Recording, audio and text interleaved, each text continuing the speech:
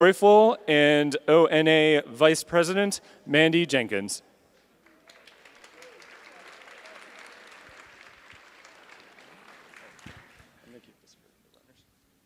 Hey, good afternoon, everyone. Oh, there it is. All right, on. Good afternoon, everyone. How's day 2 of ONA 17 for everybody? Yeah. All right. I hope you've met some new friends. You've learned a lot. You've had a good time. I know some of you did. I saw you at the museum last night. It's okay. Nobody tells. Nobody tells. As our voice of God said, my name is Mandy Jenkins. I'm the head of news at Storyful, and I'm the vice president of the Online News Association. And I'm excited to introduce you to our second keynote conversation of the conference. So when Medium arrived on the web, it offered a number of intriguing features. It was a publishing platform that existed somewhere between a tweet and a blog post, a stab at fixing broken feedback systems like internet comments, and a web-based home for thoughtful posts that might have otherwise been found in a newspaper's op-ed pages. Since then, Medium has engineered a more powerful CMS, developed partnerships with major media companies, and continues to test a variety of revenue models aimed at serving both Medium and its publishing partners. Today's keynote conversation features WNYC's Manoush Zomorodi and Medium CEO and founder Ev Williams. They will discuss entrepreneurship, digital revenue, and community engagement. Manoush is a podcast host, author, and relentless examiner of the modern human condition. As host of Note to Self, the podcast from WNYC Studios, she unpacks the forces shaping our accelerating world and guides listeners through its challenges. Her book, Bored and Brilliant, How Spacing Out Can Unlock Your Most Productive and Creative Self, which just came out in September. It's based on her 2015 interactive project that involved tens of thousands of listeners. It empowers the reader to transform their digital anxiety, which I think we know something about here, into self-knowledge, autonomy, and action. And Medium CEO Evan Williams is an American entrepreneur who has co-founded 2 of the biggest services on the internet. You might have heard of them. Blogger, which he ran for 4 years before selling to Google in 2003, and Twitter, where he was CEO for 2 years and now serves on his board of directors. Please join me in welcoming them to the stage.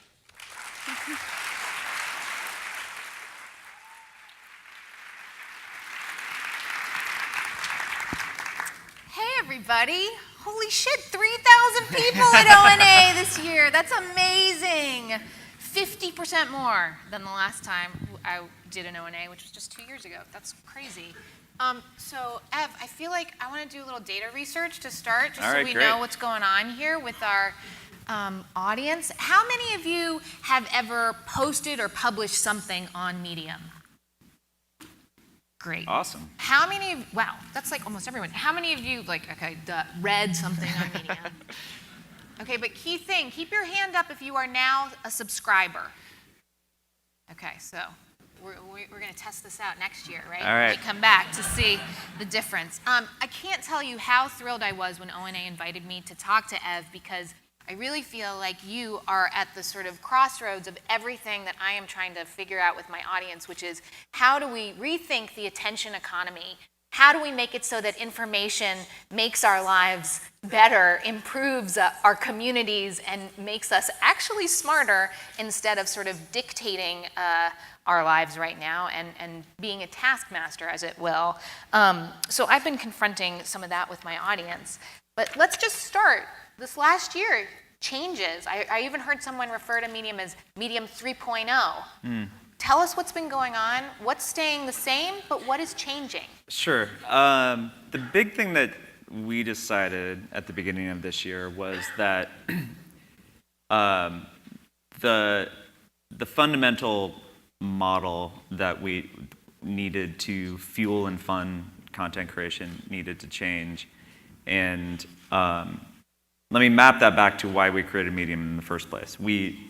5 years ago, when we started it, we believed a few different things. One is that obviously the information people consume matters, and that feedback loops and incentive structures also matter. And the incentive structures on the web were increasingly detrimental to the quality of content that was being created and distributed.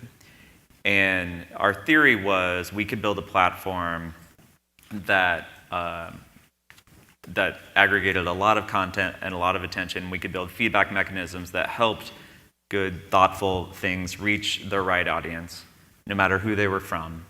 And that would be better for creators and consumers. And that's what we've always been aimed at doing. So we started focusing on individuals, mostly, who had something to say.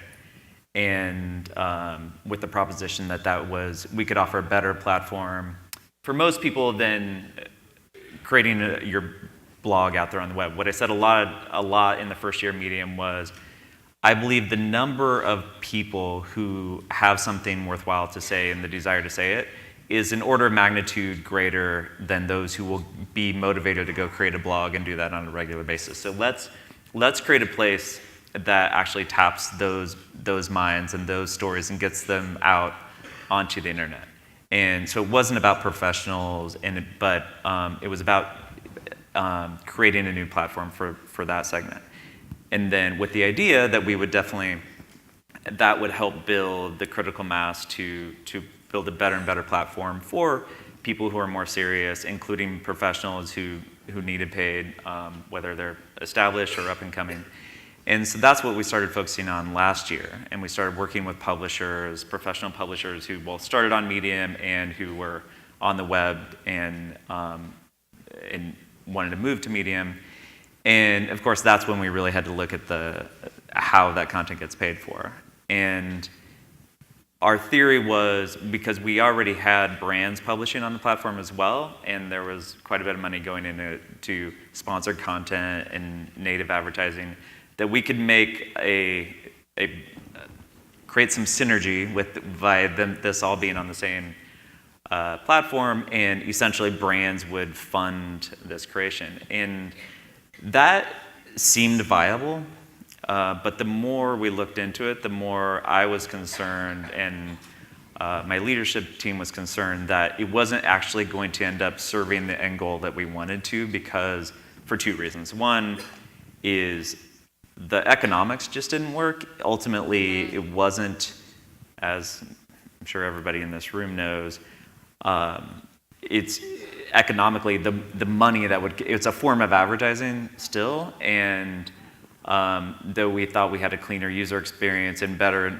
platform in many ways than just banner ads, it wasn't going to produce more money than that, at least until it was at a lot greater scale. But ultimately, we felt like if the money was coming from those who were spending it for marketing purposes, that is the end goal that will be served, period. And so it was just a decision that said, well, whoever is paying for things ultimately is the one most benefiting from them.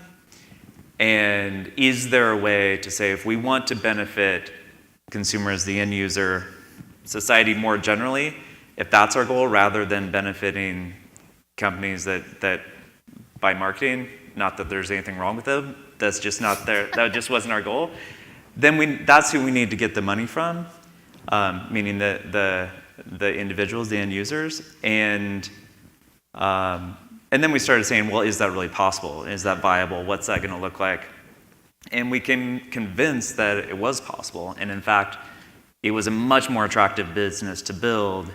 And so we made the hard decision at the beginning of this year, end of last year, to just go down that path. Meaning no ads. No ads, no team working with brands. And we really reset how we were pursuing the business model. We hadn't fully built out the other one, so most of the product is the same, most of the team was the same, but we did scale down the team, and we started from scratch saying, okay, we're going to build a consumer-supported platform. The thing that makes the most sense is subscription with a paywall. And so we started building that from scratch basically in January, February. We launched the first version in March. It was very, very simple and primitive. There was no content behind the paywall when we launched. Thank you for those who subscribed day one anyway. And since then, we've been building that out and it's still early days, but. So for that's where those we're of at. you who did not, the few of you who didn't subscribe that day one, could you just describe what the experience is like now for Sure. someone? So we're still in a transition. As you probably know, people come to Medium and publish for open for free. That's our main value proposition. And so we couldn't just throw a paywall over the whole site or even a metered paywall because that's not the deal we have with those publishing on it. And so a small percentage of Medium content is behind our paywall today. It's a metered paywall. It's a logged in metered paywall. So today. $5 a month, right? So it's so up to 3 articles that are behind the paywall for free if you're logged in, $5 a month for access to everything. And so that everything is less than 1% of the total content on Medium, even less than 1% of what's been published in the last month. An enormous amount of content is published on Medium. So it's a small percentage today, but what we recently did is the amount that's behind the paywall is growing rather dramatically right now because we, about 6 weeks ago, created an option for people to opt in and publish behind the paywall and then be paid based on the engagement on that content. And so we're opening that up over time, but soon it will be an option for anyone publishing on Medium to check the box says, yes, you can put this behind the paywall, and then they can get paid. So, okay, there's so many directions I want to go. The first one being that no ads, just subscriptions. I mean, it's kind of like the fantasy business model, I think, for a lot of us in this room. But I thought it was really interesting that the editor of The All, when The All left Medium earlier this year, she wrote that the move to Medium was a cool experiment, but that she missed the ads. Why would you miss the ads? Was it just because there's no alternative yet? Is that miss the money? Is that what it was? I can't speak for them, but we had a number of publishers who left because they wanted to pursue an ad model. At the time, we told them we would be happy to pursue the subscription strategy with them as publishing partners, and we have a number of publishers. We have hundreds of publishers on Medium today whose main site is there, and some of them are starting to opt in. We're doing deals with them to paywall some of their stuff, and we're writing them checks, and that is. At the time, I think they had made a decision. We couldn't guarantee the same revenue necessarily, but we are working with publishers both who are native to Medium and who are external, and we're licensing content from them right now. So let's dig into how they get paid, and how different people. If I was a freelancer, how would I get paid? Or if I'm a publisher who's on Medium, how it sort of works. I mean, and it involves claps, right? It involves claps. So the content behind the Medium paywall right now comes from 3 sources. One is what we call the partner program, which is you can apply and it's been invite only, but we're opening that up over time, and that's where we don't even need to see what you publish. You can check a box. It's behind the paywall. That's the part that is performance driven, and that will. The claps mechanism is something we invented recently, and that part is somewhat experimental, to be frank. What we did is, the nature of Medium and really core to the ethos is everybody can participate. And wouldn't it be cool if everyone who had a great story to tell or a great insight, it's always been our promise, and if we do it well, even if that person doesn't have other channels or a big social following, if they put it in the Medium, maybe it will find its audience, and it's much more likely to than if they put it on a standalone website somewhere. And that's the promise of the network. And how much even better would it be if someone who is aspiring to be serious about their writing or their publishing could do that and actually be compensated for it? Because that's something that even in 2017 there's not a clear path for that. 15 years ago, when we put, I guess it was 13 years ago when we sold Blogger to Google, one of the first things, I actually didn't know this was going to happen when we went there, but within a couple of weeks, I said, oh, we have this new thing called AdSense, and we had on the blogs we hosted, we had banner ads that were just remnant banner ad network that we put on blogs. We didn't share the money with the bloggers. The main source of revenue for Blogger before I sold to Google was bloggers who would pay us $12 a year to take the ads off the blog. And so it's a subscription business. It's kind of like a subscription. But then Google's like, hey, we have this new product. Can we just replace those terrible banners with these nice little text ads, and they'll be contextually relevant? And so great, there's synergy in this acquisition. And then later, we started sharing that money with the bloggers themselves. And so there was an idea. It's like, oh, you build an audience, you do good stuff, then you can actually get paid as an independent creator. And but as everyone knows, that just it didn't really add up to much, and it got worse and worse over time. And so for years, there's just that dream basically died. And if you had interesting stories to tell or expertise or knowledge to share on the internet, it's great, it's available to do. We've all benefited from people's generosity in doing that.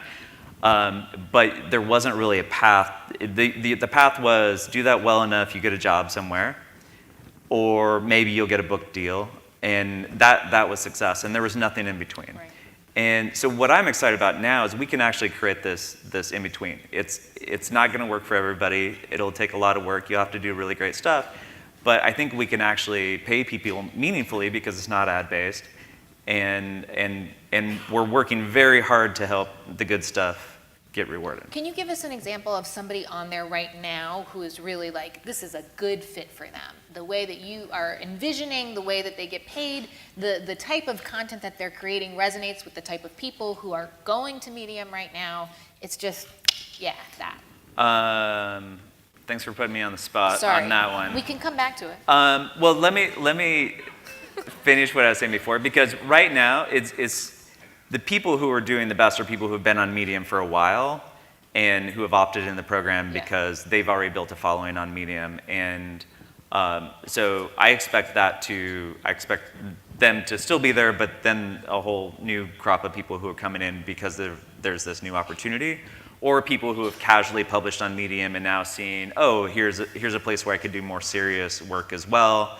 And so I think this will change a lot over time. Right now, we're really just proving the system, and that's looking very promising.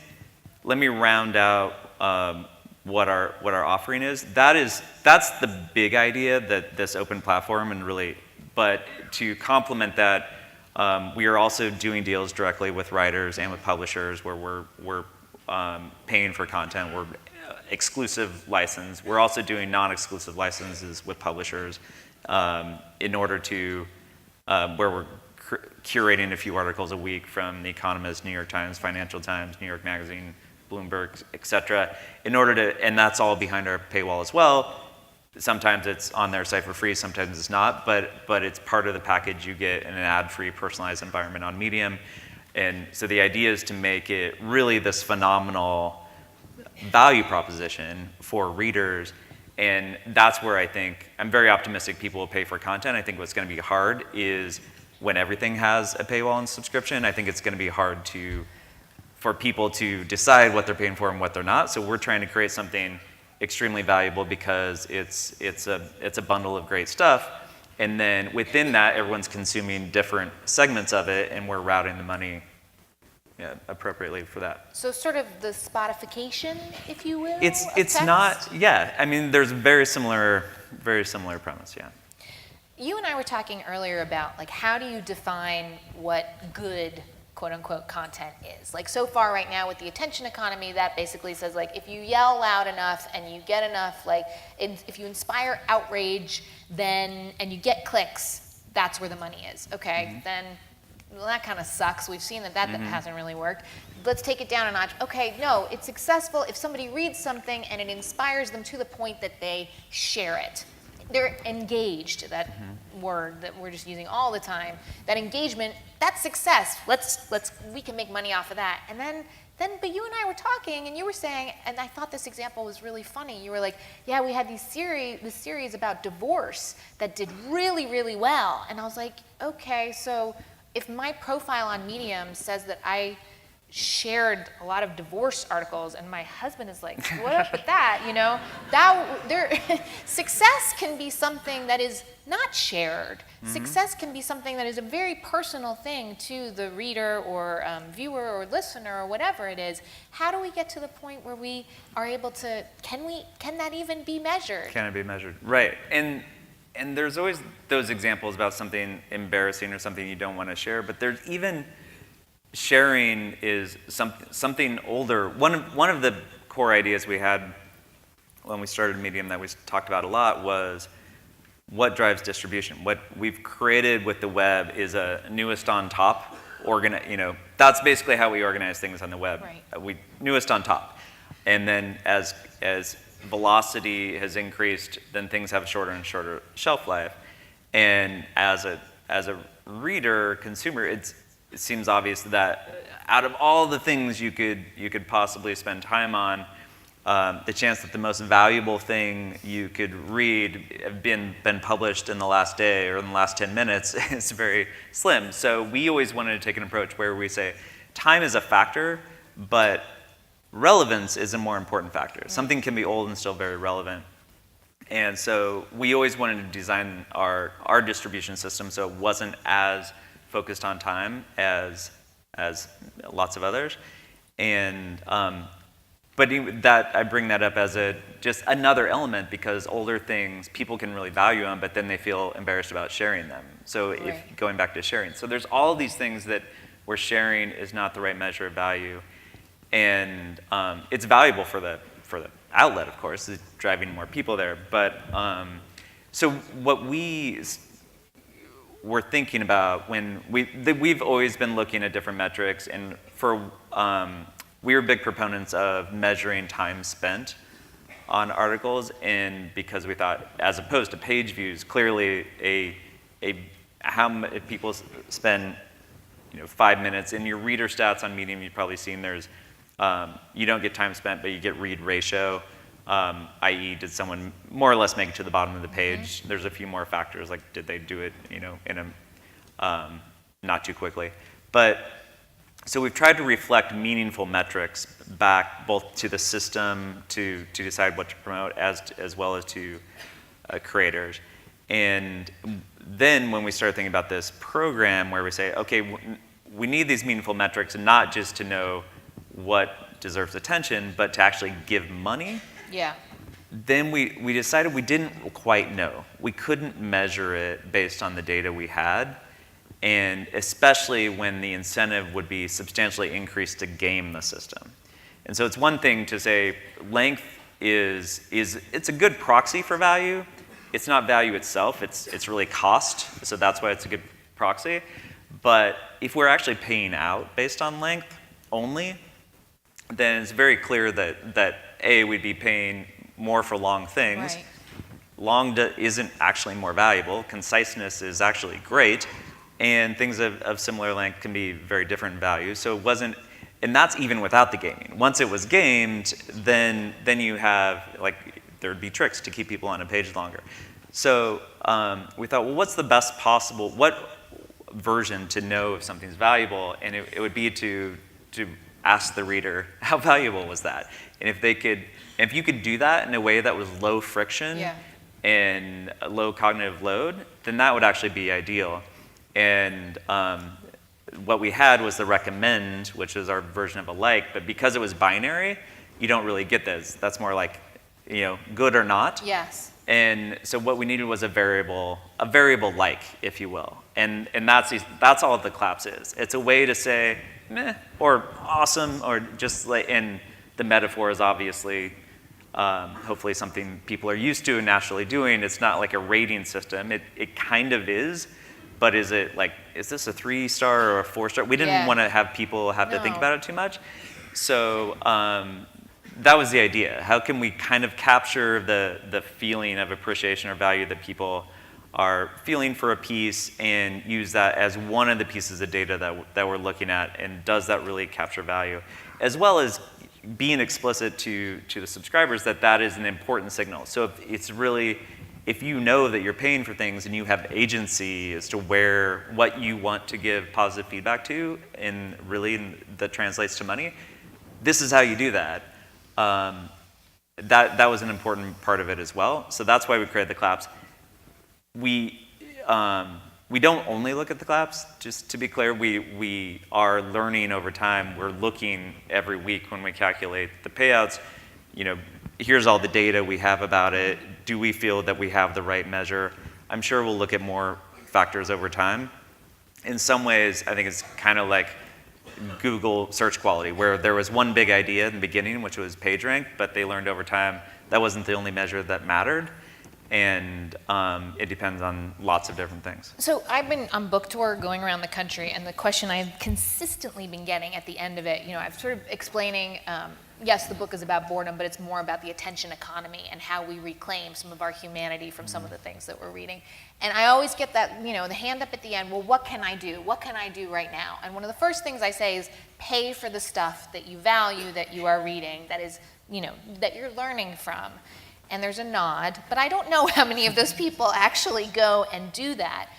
How many do you need to go and do that? And are Americans ready to pay for their information? The trust gap is huge. We all sadly see it. And what is it, like 1.8% of the New York Times digital-only subscribers, of all the people who read it, only 1.8% will actually pay. Are you thinking like, nope, we're at a moment where this is about to change? People get it? I mean, thank you, Donald Trump, in some way? Or is this just like the slow and steady drumbeat that we have to, as publishers, make a difference?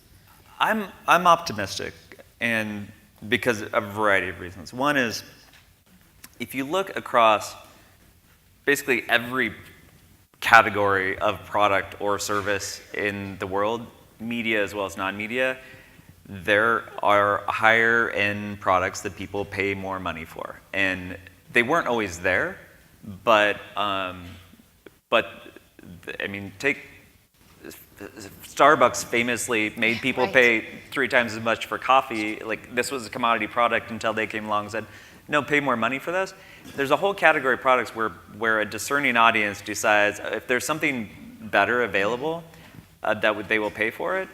And I don't see any reason why the information people rely on, spend enormous amounts of their time on, informs their view of the world, their business themselves. It's something that I think people get is valuable, and they won't pay if they don't have to pay, and they won't pay if if it's not better. But in category after category, people pay for higher quality, convenience, and selection, and that's happened. Television used to be free. Now we pay for it, and then we paid even more for premium channels. And guess what? It got better and better when it was not just the lowest cost way to capture our attention on television, which was reality TV, and something that would capture attention while you were flipping through the channels, which is not unlike scrolling through a feed. And so what works in the pay television model is things that actually are so good that you tell your friends about them, and that's what works. And we did, there for a while, the music industry thought no one's going to pay for music again, and then Steve Jobs said, "Well, make it a lot easier to pay than to not pay. People will pay." And it seems obvious to me the same thing is going to happen in this category.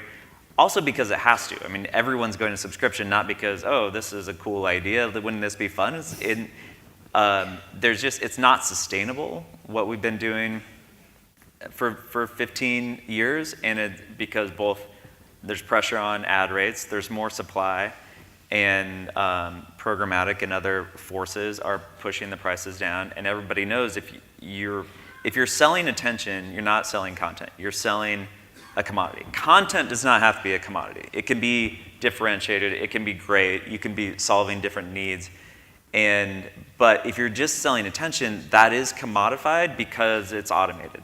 And Google and Facebook can sell attention better and more cheaply than you can by creating content, or And so you have to sell commodities in high volume, you have to produce it for low cost.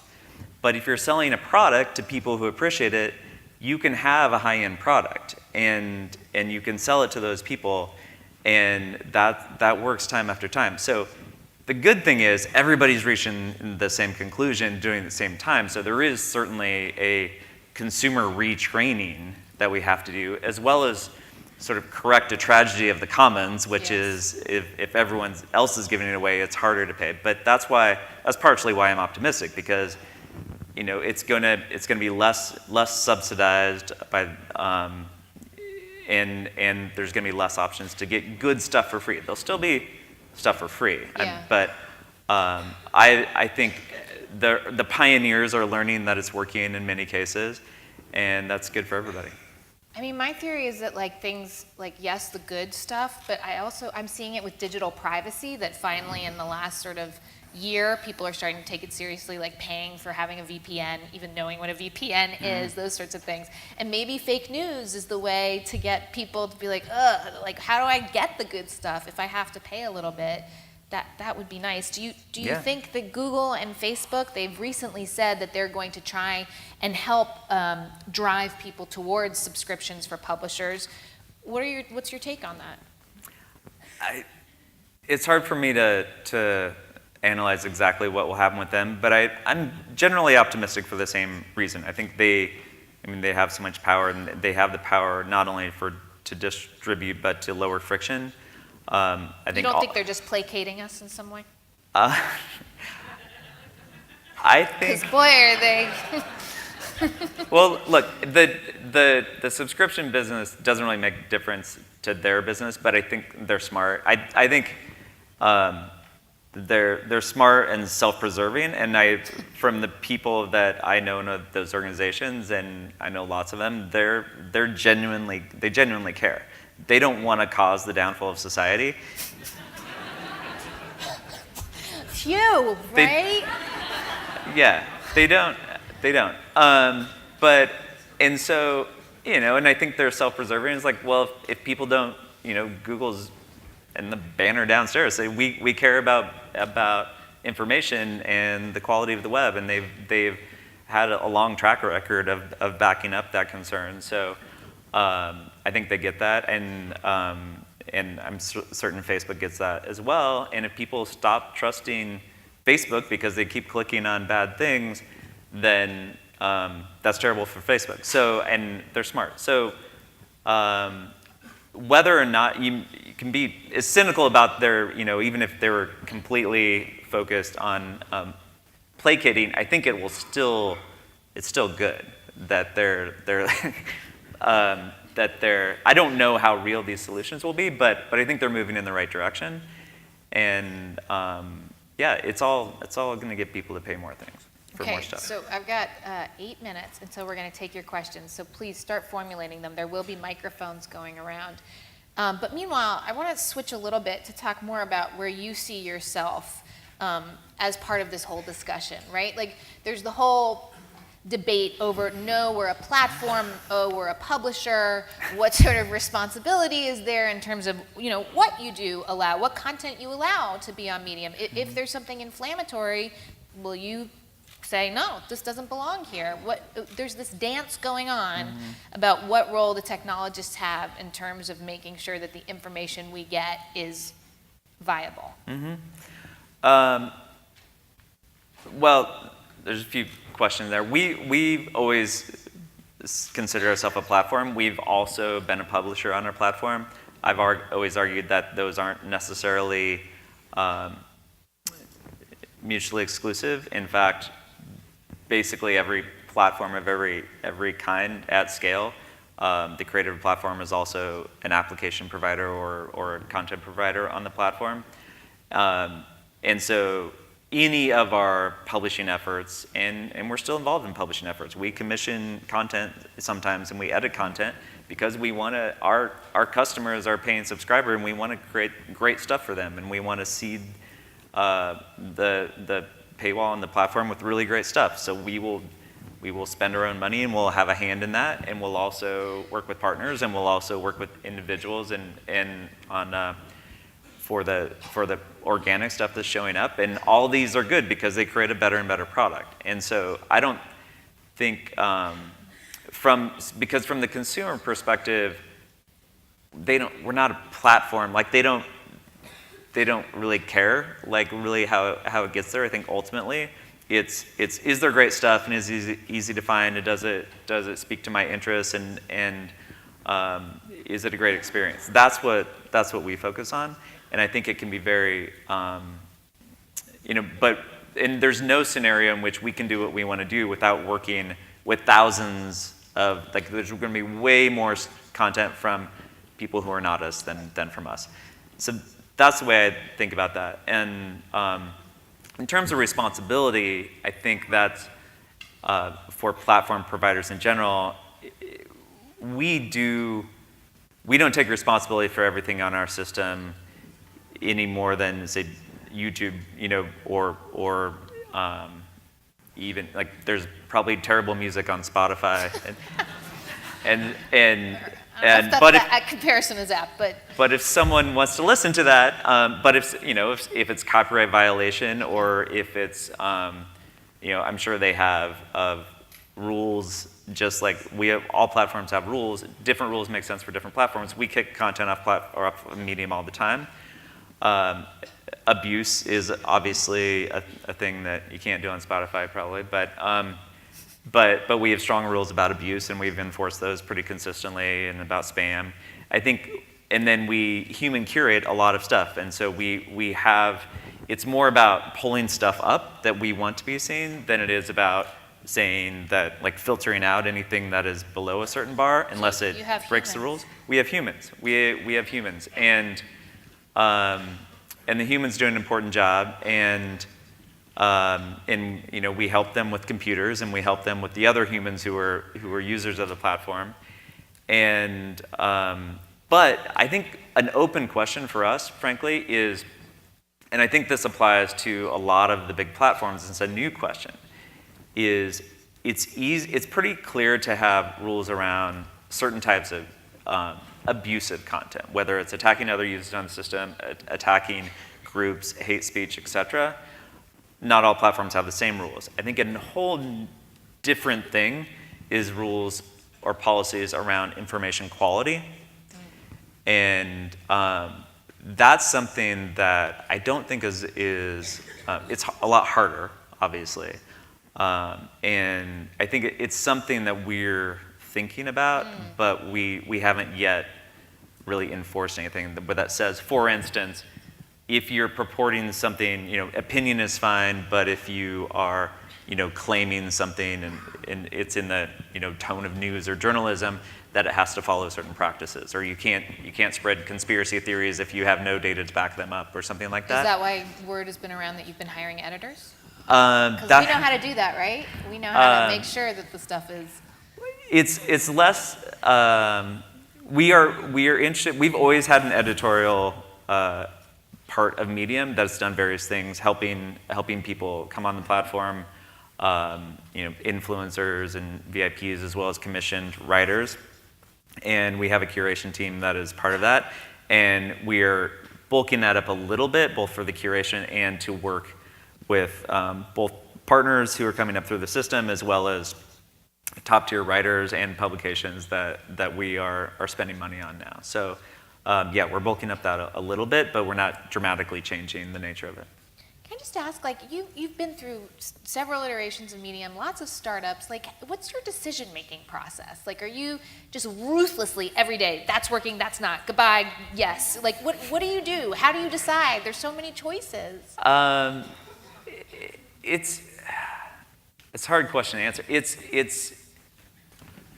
We're playing a long game here. So I talked. Hallelujah, right?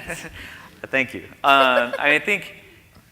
So I was asked the other day, how many pivots have you done? And then you went all the way in a circle. And you were right back where you started. And my answer is we've been working for 5 years trying to do the same thing. And we're creating a platform that enables the creation and distribution of important stories and ideas. That's always what we've been about. And what we've changed, we did one pivot of the business model. That was a change. We said we're not going to do this anymore, and we're going to do this. And then everything else has either stayed the same or was an experiment in UI or in marketing or something. And that's about getting the product right. That's about making adjustments as you're going on a journey. And that's the way I think about building things, companies and products, is that you have to have your sights out there, but like any journey, it's not clear what stands between you and out there. You can make a guess, say, let's go that way. It's like, oh, there's a boulder in our way, like we got to turn this way, and then and it's a combination of faith that you're going the right way, and intuition and gut and data and research, and all these factors you have to blend, and you have to make a lot of calls, and you have to be willing to get stuff wrong, which is hard when a lot of people are paying attention. But if we didn't do that, then we wouldn't figure anything out. But it sounds like, I think a lot of us are questioning the motives behind a lot of the tech companies out there. And you're one of the few people, I think, who genuinely wants good to come from the information. Am I giving you too much credit here? You're not giving me too much credit, but you might be giving other people too little credit. I think I am ready for them to come and claim it. Look, I think I'm generally optimistic that, as I've stated, but I think Silicon Valley platform software builders it's still an idealistic bunch. I think it's a really interesting time right now, because it's like, oh shit, this stuff matters, maybe at a level that we always hoped it would, but it's good and bad. And I'm still on the board of Twitter, and that's been a huge learning experience over the last 10 years. And I don't think anyone in Silicon Valley says, well, screw them, we're making lots of money and this is awesome, let's just pretend that we care. But there's also, I have the luxury of, I don't have ad revenue. So I can say screw ads, I think they're ruining the world. And so let's not do that. Most people who have ad revenue can't say that. And by the way, I make a distinction between the type of ads that are on Twitter, do have ad revenue there, and ad-only driven content. And so that's a luxury that I have, that maybe is why I'm more vocal about it. But I think a lot of people, like most people I talk to, agree with me when I'm in Silicon Valley or in New York.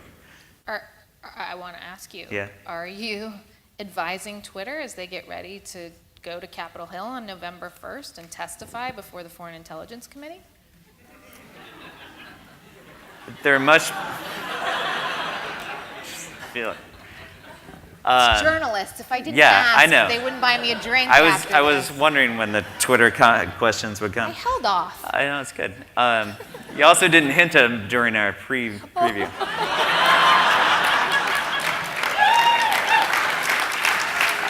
I was brought up well, 90s, Washington correspondent. Is the question Yeah, still out the there? question's All still there, totally. Yeah. Room full of journalists knew I couldn't move on. No, I mean, I can't.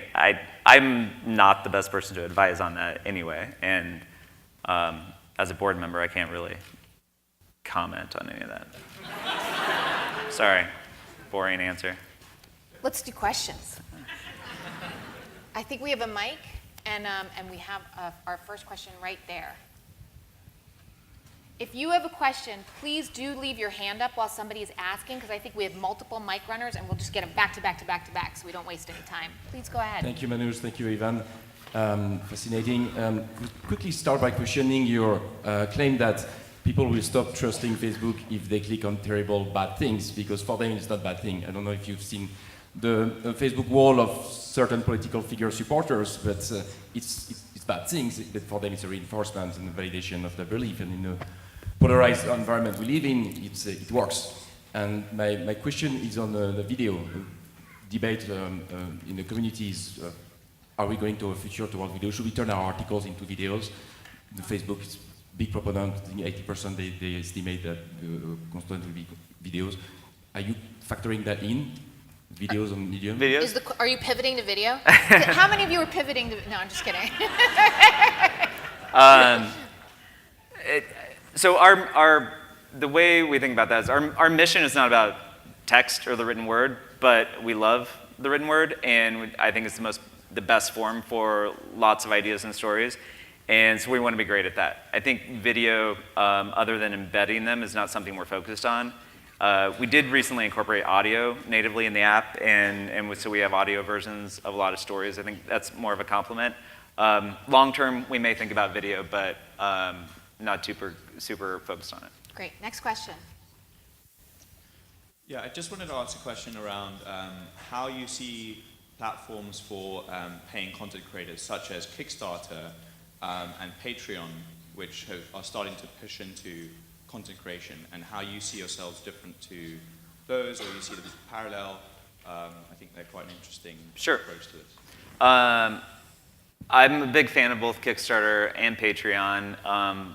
Both, I think we're aligned in spirit, and what they allow is for people to do really great work, and it's not based on pure getting attention as cheaply as possible. So I think that's great. I think different types of things, they're not mutually exclusive. A lot of people in our partner program use Patreon as well. But I think we'll just, different types of content and creative efforts will thrive on these different platforms.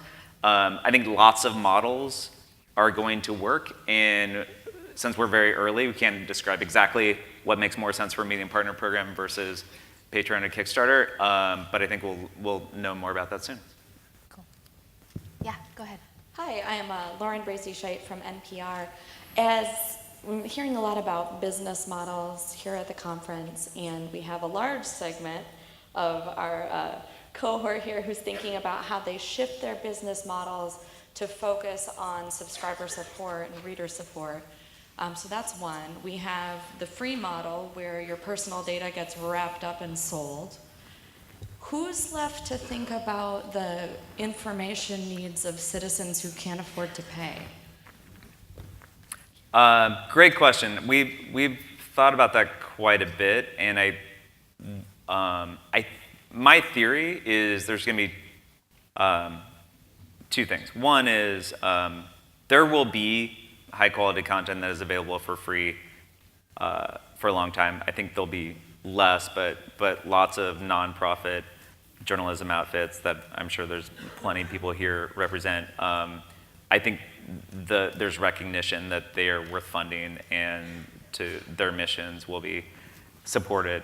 I also think metered paywalls are a super awesome thing, that they basically allow those who can and are willing to pay to subsidize everybody else. And that seems to be the dominant model that is working for subscriptions. Again, I don't think it works for all. If you're publishing low volume, very high value material, a metered approach may not make sense. But for major outlets, I think most are going to be metered until someone thinks up something better, and that is a way basically of letting some people subsidize everything. It maximizes the distribution while while still having a sustainable model.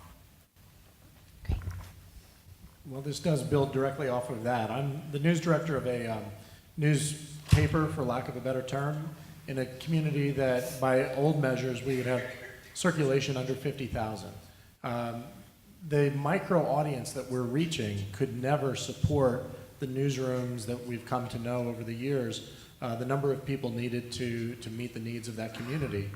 It's hyper-local news, but there was a session earlier today that all news starts at local, and we need to maximize that. So this builds off of what you were saying to the last question, but do you see any vision of a business model that can sustain the needs of news operating at that level?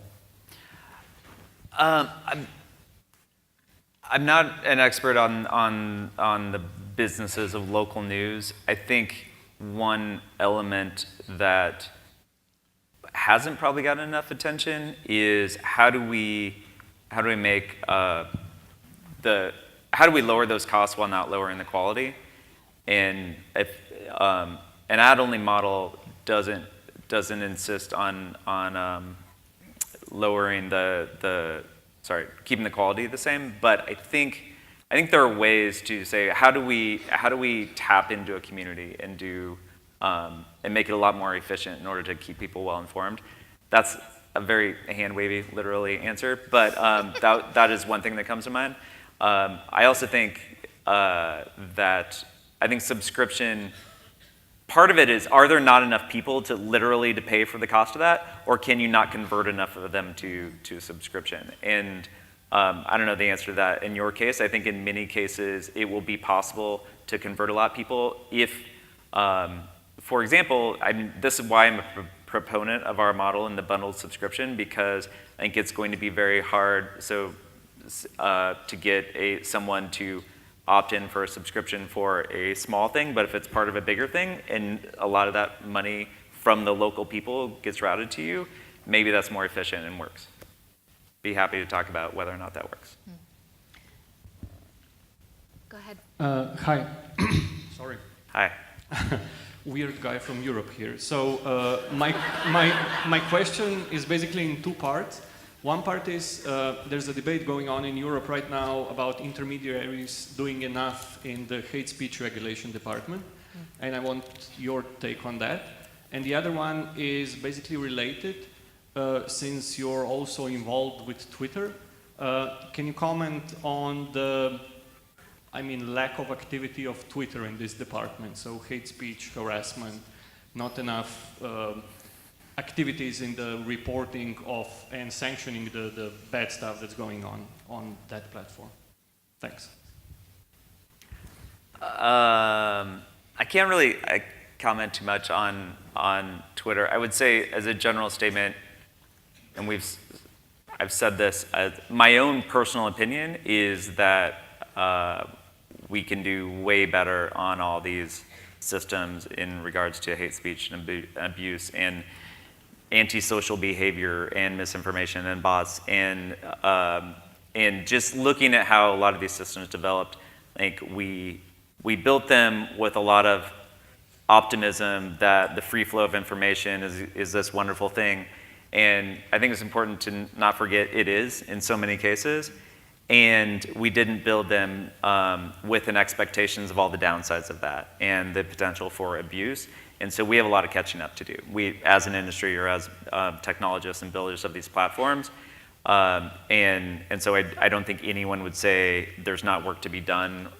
But I also don't think anyone who would say it's totally unclear how to do that work or impossible to do that work. I think everyone knows there's work to be done. Everyone knows can think of solutions for how to do it. And I know there's very serious conversations going on and work being done, a lot of people dedicated to working on that at Twitter and probably everywhere else. We have time for two more. Go ahead. How's it going? I'm a developer in a newsroom, so I'm coming at it at a different angle here. When I look at current news sites, I think it's a criminal underuse of the capabilities of a web browser. And in that, I'm working on incorporating interactives, and there's been a lot of sessions around that. So I'm wondering if Medium is interested, or if that's on the roadmap of Medium at all, to get interactives involved on their web pages. While it would affect the aesthetic of the page, I think it would positively impact that. Totally. We've been interested in that for a long time. We don't have anything we're currently building, but it's definitely in somewhere on the roadmap. But you're open to it. It doesn't We'd have love to be the clean. We'd love it. Absolutely. I mean, I had several initial premises when we started Medium, and one of them was, why hasn't digital publishing evolved beyond what print can do in more than just free distribution? And there's very few ways it has. There's a column of text. And so that was something we talked about a lot. We've experimented a little bit with our own forums, but it's definitely something we'd like to get back to and build more power into the system. You should check out Snowfall. Last question. Last question. Yeah. I'd like to get back to the responsibility question. Traditionally, the publisher owned all the linotypes, he owned the trucks for the distribution, he went and sold advertising, he sold subscriptions, he paid his writers, his reporters, for their content, and he made money off the top. I don't understand why you don't think of yourself as a publisher, because you control all those things, and now you want to pay the journalists for their content. It seems to me that the only reason to pay for content is to know who's responsible. I think people pay for content for a few different reasons, but knowing who's responsible is very important. I agree with that. We try to make it very clear who's responsible for Medium content. That's why the author is at the top of every single post. That's why if it's within a publication on Medium, the brand of that publication is above that. And I think people are kind of used to that. If you go to YouTube, you see that it's like, who created this? And people get, or on Twitter, is like, what's the avatar beside this? It's not all one, this comes from many entities. So Medium is similar, and because it comes from many places. I've not tried to say we're not a publisher. We are also a publisher on our platform, and in those cases we are. But I think what a publisher is evolving, and there's room for there to be hybrid versions of what a publisher is. I think you can be a publisher, and you can now distribute through a platform, and you don't have to own all the distribution. And there's probably pros and cons of that. It's not unlike, say, TV works, where you can be a creator of a program and you don't own the cables that go to people's houses or the OTT service that's delivered through. I think that's going to be a very viable model for lots of publishers in the future. But I think in all cases, there's a name attached to the content, and that's where the trust or distrust accrues. Why pay me as a consumer?